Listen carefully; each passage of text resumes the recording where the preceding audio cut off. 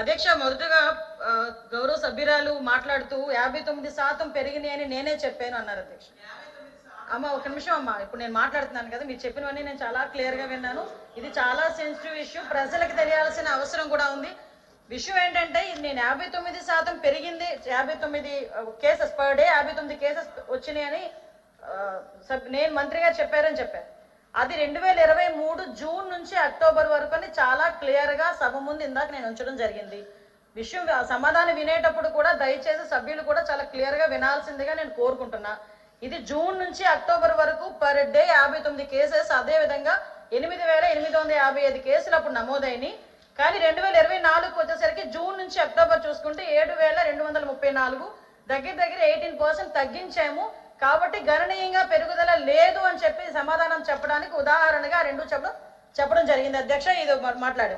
Next ఇంకోటి అధ్యక్ష, ఇప్పుడు ముచ్చుమర్రి కేసు గురించి, అదేవిధంగా మళ్ళా ఏదో కొరికారు చంపారు అని చెప్పి నగరి కాన్షియన్స్. నేనేమంటానంటే అధ్యక్ష, 3.5 సంవత్సరాల ఆడబిడ్డ చనిపోవడమే దౌర్భాగ్యం. దాంట్లోని ఎవరైనా రేప్ చేసి చచ్చిపోవడం అన్నది ఇంకొంచెం ఆ తల్లిదండ్రులకి కడుపు కోత. అటువంటి సందర్భాల్లో కూడా దాన్ని కూడా రాజకీయం చేయడానికి, దానికి చిరువులు పలవులు అల్లి దాని గురించి మాట్లాడే పరిస్థితి వచ్చినప్పుడు నిజంగా ఒక ఆడపిల్లలుగా మనం ఆలోచించాలి, తల్లిదండ్రులుగా మనం కూడా కాసేపు ఆలోచించి మాట్లాడాలన్న సంగతి నేను తెలియజేసుకున్నాను అధ్యక్ష. ఎందుకంటే అధ్యక్ష, ఇక్కడ ముచ్చుమరి కేసు అవనేయండి, అత్తాకోడలు రేప్ విషయం అవనేయండి, అదేవిధంగా పొంగునూరులో జరిగిన విషయం అవనేయండి, ఏదైనా జరిగిన తర్వాత అసలు ప్రాథమిక విచారణ జరిగిన తర్వాత పోలీస్ డిపార్ట్మెంట్ దగ్గర నుంచో లేకపోతే వాళ్ళ తల్లిదండ్రుల నుంచో ఒక నోట్ వచ్చిన తర్వాత దాని గురించి మాట్లాడండి, పోరాటం చేయండి. దానికి మేమేం చేయాలో మేము చెప్తాం అధ్యక్ష. అంతేగాని రేపే జరగకుండా అమ్మాయిని గ్యాంగ్ రేప్ చేశారు, తర్వాత చంపేశారు, ఇలాంటి పదాల వల్ల తల్లిదండ్రుల తాలూకా మానసిక వేదన ఎంత ఉంటుందో ఒక తల్లిగా నేను కూడా అనుభవించి చెప్పే పరిస్థితి అందరం కూడా దాని గురించి మనం అనుభవించి మాట్లాడుకోవాలి అధ్యక్ష. అదేవిధంగా అధ్యక్ష, మేము మరీ చెప్తున్నాం, ఇప్పటి వరకు జరిగిన క్రైమ్స్ అన్నింటిలోని కూడా మాక్సిమం అందరినీ కూడా 24 గంటల నుంచి 48 గంటల్లో మొత్తం అందరినీ కూడా అరెస్ట్ చేయడం జరిగింది. వాళ్ళందరినీ కూడా రిమాండ్ పెట్టడం జరిగింది. దయచేసి వినండి సార్ ప్లీజ్, ఇది చాలా సెన్సిటివ్ విషయం. మీరైనా నేనైనా ఎవరైనా మహిళల భద్రత విషయంలో రెడీగా ఉండాల్సిందే, పరంగా ఉండాల్సిందే. దయచేసి ఇప్పుడు మేము చెప్తున్న విషయాల్లో మీకు ఏమైనా అబద్ధం అనిపిస్తే కనుక నేను మళ్ళా ఎంతమంది మాట్లాడినా సమాధానం చెప్పడానికి నేను రెడీగా ఉన్నా. దయచేసి ఒకసారి ముచ్చుమరి విషయంలో ఎవరైతే చంపేశారో నిజంగా అమ్మాయి బాడీ ఐడెంటిఫికేషన్ అవ్వలేదు. ఐడెంటిఫై ఎందుకు అవ్వలేదు అన్న సంగతి కొన్ని బయటికి మనం చెప్పలేము కాబట్టి ఆ విషయంలో చెప్పలేకపోతున్నాను అధ్యక్ష. సభ ముందు కొన్ని ఉంచలేము. రిటర్న్ గా రాసిమ్మన్నా కూడా రిటర్న్ గా రాసి ఇవ్వడానికి మేము రెడీగా ఉన్నాం అధ్యక్ష. అదేవిధంగా మిగతా అన్ని విషయాల్లోని కూడా మేము పట్టుకున్నాం అధ్యక్ష. నేను నిజంగా విమర్శించాలి, ఇక్కడే కూర్చొని విమర్శించాలి అనుకుంటే 2019 నుంచి 24 వరకు సీఎం గారి ఇంటి దగ్గరలో గ్యాంగ్ రేప్ జరిగితే ఈ రోజు వరకు వెంకటరెడ్డి అన్న వ్యక్తిని పట్టుకున్నారా? అదేవిధంగా విజయవాడ నడిబొడ్డులో ఒక దళిత వికలాంగురాల్ని హాస్పిటల్లో రూమ్ లో పెట్టి 3 రోజులు సామూహిక అత్యాచారం జరిగితే అదే విషయం చంద్రబాబు నాయుడు గారు చంద్రబాబు నాయుడు గారి మీద కేసు పెట్టిన సంగతి మర్చిపోయారా? అధ్యక్ష చెప్పాలి అధ్యక్ష, దయచేసి నాకు అవకాశం ఇవ్వండి.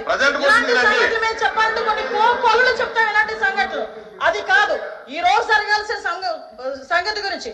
అదేవిధంగా మీరు ఇంతకు ముందు చెప్పారు అధ్యక్ష, పోలీసుల వైఫల్యం అని చెప్పి మాలో చాలా క్లియర్ గా చెప్తున్నారు అధ్యక్ష. వాళ్ళు ఈ రోజు పోలీసుల వైఫల్యం ఇప్పుడు కాదు అధ్యక్ష. పోలీసుల వైఫల్యం 5 నెలల కాలంలో వాళ్ళ దగ్గర వసతులు లేకపోయినా, వెహికల్స్ లేకపోయినా, వాళ్ళకి ఫోరెన్సిక్ ల్యాబొరేటరీ అన్నది వాళ్ళ దగ్గర లేకపోయినా, అదేవిధంగా వాళ్ళకి కనీసం ఫింగర్ ప్రింట్ ఐడెంటిఫికేషన్ డివైజెస్ లేకపోయినా ఈ 5 నెలల్లో వితిన్ 24 గంటల నుంచి 48 గంటల్లో నేరస్తులు పట్టుకుని రిమాండ్ పంపించిన ఘనత మా పోలీసు వ్యవస్థ అధ్యక్ష. 5 సంవత్సరాలు పోలీసులు ఎట్టున్నారు అధ్యక్ష? తెలుగుదేశం పార్టీ ఇళ్ల దగ్గర పరదాలు కట్టడానికి, చెట్టు నరకడానికి, ఇంట్లో రోడ్డు మీదకి వచ్చేసరికి కాపులాలు కాయడానికి తప్పించి ఏ రోజైనా కనీసం ఒక ఆడపిల్లని రక్షించే విషయంలో అధ్యక్ష చెప్పాలి అధ్యక్ష. ఇంకొక విషయం అధ్యక్ష, దిశ చట్టము, దిశ యాప్ గురించి మాట్లాడుతున్నారు. గౌరవ సభ్యులు కూడా పోలీస్ డిపార్ట్మెంట్ నుంచి వచ్చారన్నారు, సంతోషం అధ్యక్ష. అధ్యక్ష, పోలీస్ డిపార్ట్మెంట్ లో వచ్చిన మా సభ్యులకి కానీ మీ చైర్కి కానీ అడుగుతున్నాను అధ్యక్ష, అసలు దిశ చట్టం అనేది ఉందా? దిశ చట్టం చట్టబద్ధత జరిగిందా? దిశ చట్టం చట్టబద్ధత లేకుండా దిశ పోలీస్ స్టేషన్ ఏర్పాటు చేసుకుని రాజమండ్రిలో దిశ పోలీస్ స్టేషన్ ఇదే సభ్యులందరూ కలిపి అప్పుడున్న మాజీ సీఎం గారు జగన్మోహన్ రెడ్డితో కలిపి రిబ్బన్ కట్ చేయించారు అధ్యక్ష. ఇక్కడ ఎంత దౌర్భాగ్యమైన పరిస్థితి అంటే అధ్యక్ష, అదే రోజు సాయంత్రం ఒక సామూహిక అత్యాచారం 3 రోజుల పాటు ఒక మైనర్ బాలికని, దళిత బాలికని అత్యాచారం చేసి అదే దిశ పోలీస్ స్టేషన్ ముందు వదిలేసి వెళ్ళారు అధ్యక్ష. పోలీసులకి ఛాలెంజ్ చేశారు అధ్యక్ష ఒక రేపులు చేసే వ్యక్తి. ఆ రోజు ఏం జరిగింది అధ్యక్ష?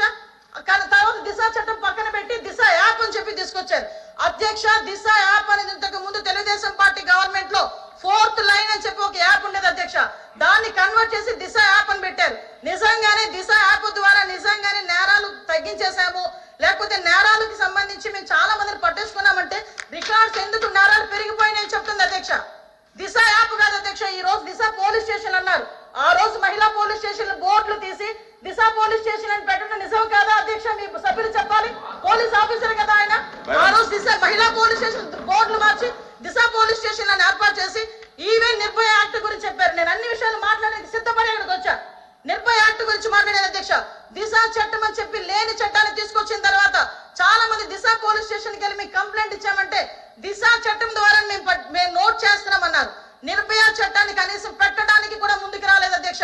నిర్భయ చట్టం ఉండి కూడా దిశ చట్టం అని లేని చట్టాన్ని బయటకు తీసుకొచ్చి అక్కడ ఉన్న వాళ్ళని ఎవరైతే వాళ్ళు ఇబ్బందులు పడి వచ్చారో, బాధితులు వచ్చారో వాళ్ళని కూడా ఇబ్బందులు పెట్టే పరిస్థితి వచ్చింది అధ్యక్ష. అదేవిధంగా అధ్యక్ష చాలా ఇష్యూస్ ఉన్నాయి అధ్యక్ష, మీరు చెప్తున్నారు. ఇందాకే అమ్మ నేను లాస్ట్ లో మాట్లాడతా. ఈ రోజు అదేవిధంగా అధ్యక్ష గౌరవ సభ్యులు పోలీస్ డిపార్ట్మెంట్ నుంచి వచ్చారు. ఒక కేసు వచ్చిన తర్వాత దాని ఇన్వెస్టిగేషన్ చేయాలి, దాని గురించి సంబంధించి ఛార్జ్ షీట్ ఫైల్ చేయాలి, ఫోరెన్సిక్ డిపార్ట్మెంట్ నుంచి మనకి రావాలి అధ్యక్ష, రిపోర్ట్లు కూడా రావాలి.